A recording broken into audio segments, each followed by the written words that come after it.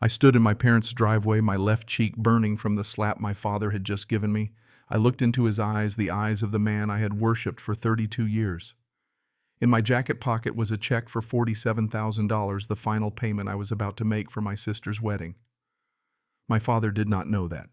All he saw was a car parked in the wrong spot. And in that moment, I made a decision that would change everything. Before I continue, let me know where you are watching from in the comments below.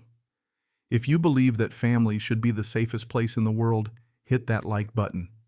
And if you want to hear real stories from real life, make sure you subscribe and turn on notifications. Now let me take you back to where it all began. My name is Ian, and I am 32 years old.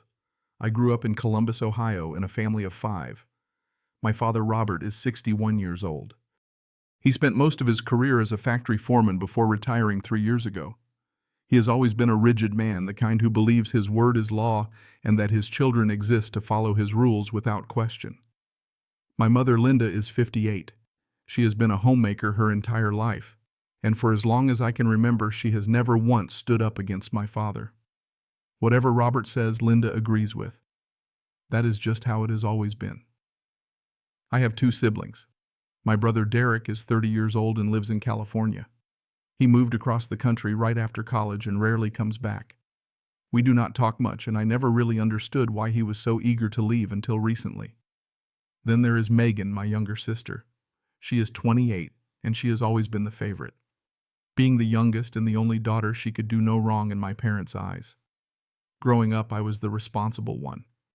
I was the kid who fixed the leaky roof, mowed the lawn every weekend, and drove my parents to their doctor appointments. When the car broke down, I figured out how to fix it. When the bills piled up, I helped where I could. I did everything that no one else wanted to do, hoping that one day my father would look at me and say he was proud. I graduated with an engineering degree and landed a job at a major tech company. I worked hard, saved money, and built a stable career. But no matter what I achieved, it was never enough for my father. When I bought my first house at 29, all he said was, "Finally taking care of yourself, huh?" No congratulations, no pride, just a reminder that in his eyes, I was always playing catch-up. Megan, on the other hand, could do the bare minimum and receive standing ovations.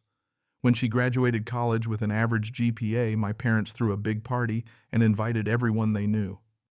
When I got promoted to senior engineer, my father's only question was whether my salary had increased. The difference in treatment was obvious, but I kept telling myself that my parents loved me in their own way. I believed that if I just tried harder, things would change. 6 months before the incident, Megan got engaged to her boyfriend Tyler. He is 29, works as a car salesman, and earns a decent but modest income. Megan, however, had dreams of a fairy tale wedding.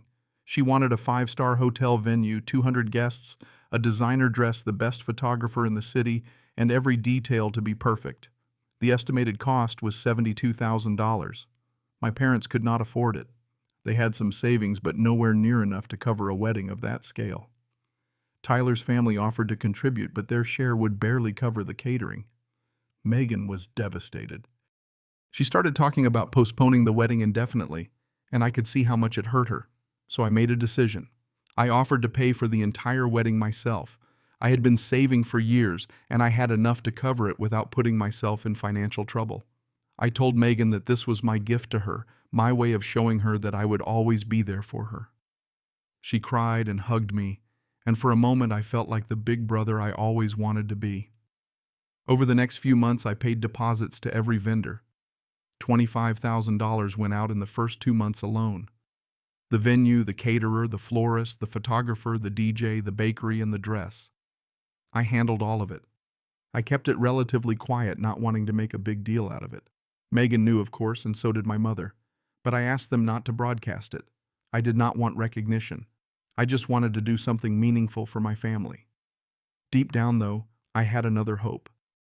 I thought that maybe this would finally make my father see me differently. Maybe when he saw how much I was willing to sacrifice for the family, he would finally respect me. I held on to that hope like a lifeline. But there were signs I should have noticed. During family dinners, my opinions were dismissed before I could finish a sentence. My father would interrupt me and change the subject as if I had not spoken at all. My suggestions were ignored, my accomplishments overlooked. I kept brushing it off, telling myself that things would get better. I was wrong. It was a Saturday afternoon 3 weeks before the wedding. I had just finished a major project at work and received a bonus that allowed me to pay off the remaining balance for Megan's wedding. I wrote a check for $47,000 and decided to deliver it to my parents' house in person. I was feeling good, even excited. I imagined handing the check to Megan, seeing her face light up, and maybe, just maybe, getting a word of appreciation from my father. When I arrived at the house, the driveway was crowded. Tyler's truck was parked near the garage, and Megan's car was right behind it. On the left side of the driveway, where guests usually park, there was an unfamiliar car belonging to one of Megan's friends who had come to help with wedding preparations. The only available space was on the right side near the edge of the lawn. I had parked there many times before when the driveway was full.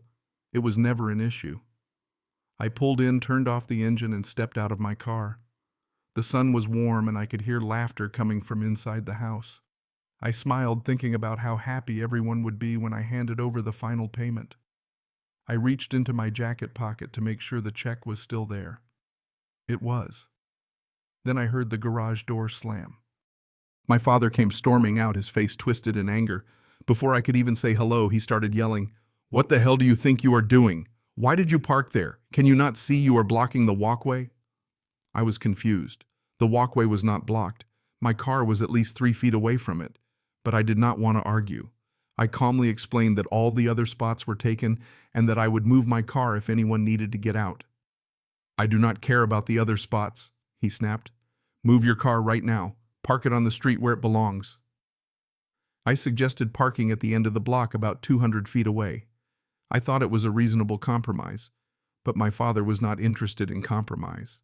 "You think you can come to my house and do whatever you want? This is my property and you will follow my rules." I took a deep breath and tried to de-escalate. I reminded him that I was here to deliver something important for Megan's wedding. I thought mentioning the wedding might calm him down. Instead, it made things worse. "Do not throw your money in my face," he said, his voice rising. "You think because you have a few dollars you are better than me? You think you can buy respect?" That stung. I was not trying to buy anything. I was trying to help. I was trying to be a good son and a good brother. But in his eyes, everything I did was wrong. Megan came running out, drawn by the shouting. I expected her to step between us to calm our father down. Instead, she looked at me with frustration. "Ian, can you just move your car? You know how Dad gets. Why do you have to make everything difficult?" I could not believe what I was hearing. I was standing there about to hand her a check for $47,000, and she was treating me like I was the problem. My mother appeared next, wringing her hands nervously. She walked over to me and whispered, "Just do what your father says. Do not argue with him. It is not worth it." Not a single word in my defense. No acknowledgement that my father was overreacting. Just the same old advice to keep the peace by letting myself be walked over. I felt something shift inside me. I looked at my father, then at my mother, then at Megan. I was surrounded by family, but I had never felt more alone. "Dad," I said, trying to keep my voice steady, "I came here with good intentions. I am paying for Megan's entire wedding. I think I deserve a little respect." The moment those words left my mouth, I knew I had made a mistake. Not because I was wrong, but because my father's eyes went dark with rage. "You dare talk to me about respect," he shouted. "You think your money makes you a man? You think you can lecture me in my own house?" He stepped forward, and before I could react, his hand connected with my left cheek. The slap was hard, loud, and humiliating. I stumbled back more from shock than from the force. The world went silent. I looked around. Megan stood frozen, her mouth slightly open, but she said nothing. My mother stared at the ground, refusing to meet my eyes. 3 of Megan's friends had gathered at the front door, watching the scene unfold. They quickly retreated inside. No one said a word. No one defended me. No one told my father he had gone too far. Robert pointed a finger at my face. "Get out of my house. You are not welcome here anymore." Then he turned and walked back inside the garage door, slamming behind him. I stood there for what felt like an eternity. My cheek throbbed. My heart ached. I reached into my pocket and felt the check that represented months of planning and tens of thousands of dollars. The check that was supposed to bring my family closer together. I got back in my car and drove away. But I did not go home. I drove to a coffee shop across town, a place where I often went to think. I ordered a coffee, sat in a corner booth, and tried to process what had just happened. For 3 hours I sat there. I went through 4 cups of coffee. I scrolled through old text messages from Megan, reading her casual thank yous, her requests for more money, her updates about wedding details. Not once had she asked how I was doing. Not once had she acknowledged the sacrifice I was making. I called my best friend Marcus. We had been close since college, and he was the one person I could always count on for honest advice. I told him everything, and when I finished, there was a long silence. "Ian," he finally said, "have you ever asked yourself why you keep trying to prove yourself to people who refuse to see your worth?" That question hit me harder than my father's slap. I had spent 32 years seeking approval from people who would never give it. I had sacrificed time, money, and emotional energy trying to earn love that should have been given freely. That night I barely slept, but by the time the sun rose on Sunday morning, I had made my decision. I started making phone calls at 9 in the morning. First, I called the hotel where the wedding was supposed to take place. I explained that I was the one who had made the deposit and that I needed to cancel the reservation. The event coordinator tried to talk me out of it, reminding me that I would lose the $5,000 deposit. I told her I understood and to proceed with the cancellation. Next, I called the catering company. Same story. $3,000 non-refundable. I accepted the loss. Then the florist, the photographer, the DJ, and the bakery. One by one, I canceled every vendor. Some offered partial refunds. Most did not. By the time I finished, I had lost approximately $12,000 in deposits that would never come back. But I did not care. That money was the price of my freedom. I sat down at my computer and wrote an email to Megan. It was long and detailed. I explained everything I had done for her wedding, every payment I had made, every vendor I had coordinated with. I told her about the total cost of $72,000 and how I had been prepared to cover all of it. Then I told her about what happened in the driveway, how I had been slapped and humiliated in front of everyone, and how not a single person had stood up for me. I wrote that I loved her, that I had always tried to be a good brother, but I could not continue to be treated like an outsider in my own family. I told her that I had canceled everything and that this decision was final. I hit send and turned off my phone. 2 hours later, when I turned it back on, there were 23 missed calls from Megan. There were text messages from my mother begging me to reconsider. There was nothing from my father. That afternoon, Megan showed up at my apartment. She was crying, her mascara running down her cheeks. "You canceled my wedding," she screamed. "Do you have any idea how long I have been planning this? Do you know what you have done to me?" I remained calm. "Do you know that I was slapped in front of you?" I asked. "Do you know that you stood there and said nothing?" She fell silent. "Do you know how much money I spent on your wedding?" I continued. $72,000, and Dad hit me over a parking spot, and you blamed me for making things difficult. Megan's expression changed. The anger drained from her face, replaced by something that looked like guilt. She started to apologize, promising to talk to our father, promising to make him apologize to me. I shook my head. "It is too late, Megan. This is not about an apology.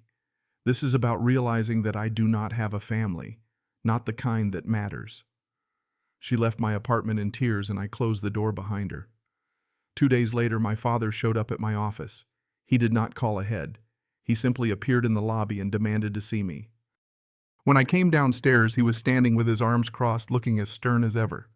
"Do you understand what you are doing to this family?" he asked. "You are ruining your sister's future." "No, Dad," I replied. "You ruined it when you slapped me in front of everyone. I am just protecting myself." He tried to intimidate me, talking about family honor and how I was bringing shame to our name. I listened without flinching. "You can be angry at me," I said.